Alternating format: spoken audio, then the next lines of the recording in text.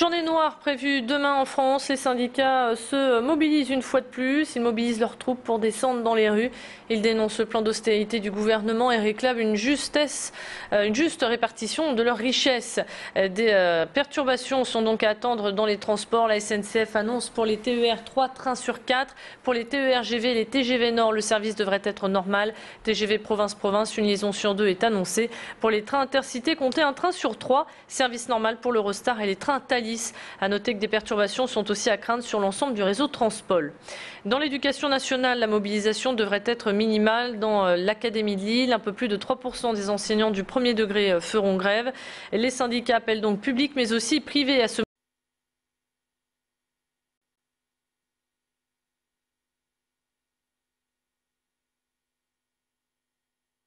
quelques précisions sur la mobilisation de demain avec une syndicaliste de la CFDT. Il y a certains secteurs qui ont pris l'initiative d'appeler à la grève parce que pour eux c'était la forme la plus, je dirais, adéquate par rapport à leur situation, mais ce n'est pas le cas de tous les secteurs professionnels. Donc on sait qu'il y a des branches qui vont appeler à des débrayages, d'autres qui vont appeler à la grève pour une journée.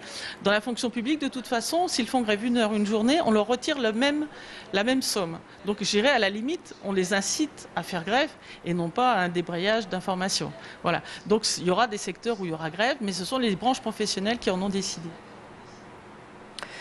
Dans le reste de l'actualité, le passage d'un train de déchets nucléaires déchaîne une fois de plus la colère des écologistes. Un train transportant du combustible usé hautement radioactif en provenance des Pays-Bas devrait passer dans notre région entre mardi et mercredi pour rejoindre le terminal ferroviaire de Valognes dans la Manche.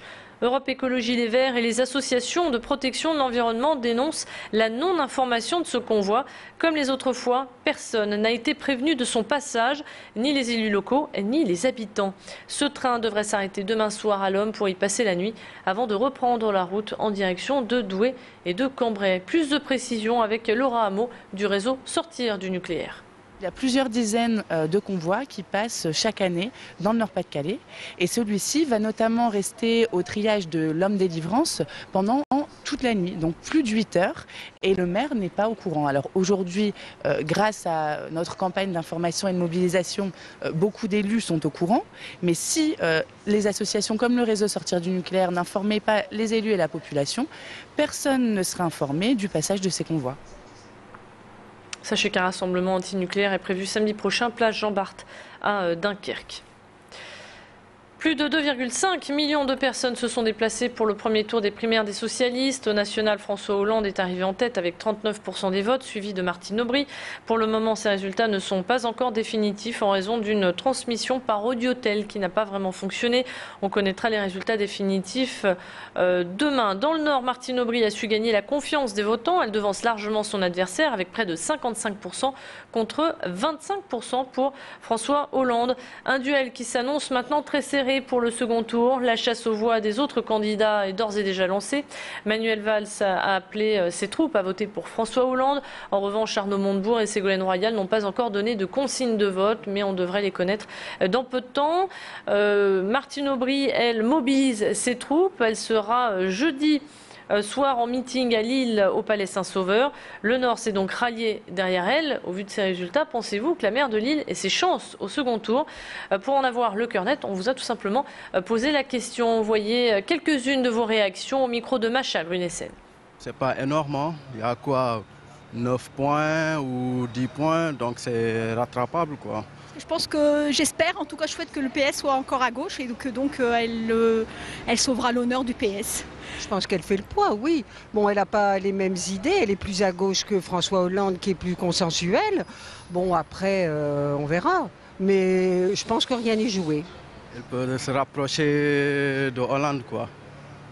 Voilà, et j'espère qu'elle va l'emporter au deuxième tour.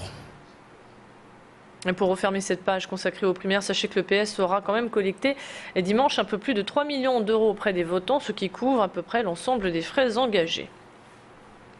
À l'occasion d'Octobre Rose, mois de sensibilisation pour le cancer du sein, nous vous présentons la boutique Au cœur des femmes.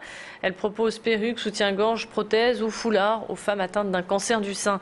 Une large gamme de produits existe pour leur permettre de retrouver leur féminité. À l'origine de ce beau projet, Frédéric Saupisson et Bénédicte Masse. Elles ont toutes les deux abandonné leurs métiers respectifs pour se consacrer à ce très joli projet. Ici, on ne trouve pas que de la lingerie sexy. Cette boutique est surtout un lieu de rencontre et d'accompagnement. Essentiel, c'est pas simplement une boutique, c'était un lieu d'accompagnement, un lieu de rencontre et de pouvoir mettre ensemble, effectivement, tisser des liens, les femmes entre elles, soit à travers effectivement des demandes très précises. Je pars en reconstruction, je sais pas ce qui m'attend. Est-ce que vous avez quelqu'un dans votre clientèle ou une dame qui pourrait témoigner? Et effectivement, je demande à une jeune femme si elle peut rencontrer cette personne et partager ensemble leur expérience de la reconstruction. Et ça, c'est essentiel. Ça les aide à cheminer. Et on termine cette édition avec du sport. Deuxième match et deuxième défaite pour le LMBC. La saison démarre mal pour les Lillois qui ont perdu 65-77 face à Nantes. Au classement général, les nordistes sont bons derniers.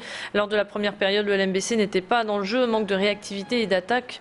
Un jeu qu'on n'a pas l'habitude de voir. Au bout de la 25e minute, les Lillois se sont enfin réveillés. Mais les Nantais ont été plus forts. Prochain match à Rouen vendredi qui vient. C'est la fin de ce flash, restez avec nous, on se retrouve maintenant pour votre météo. A tout de suite.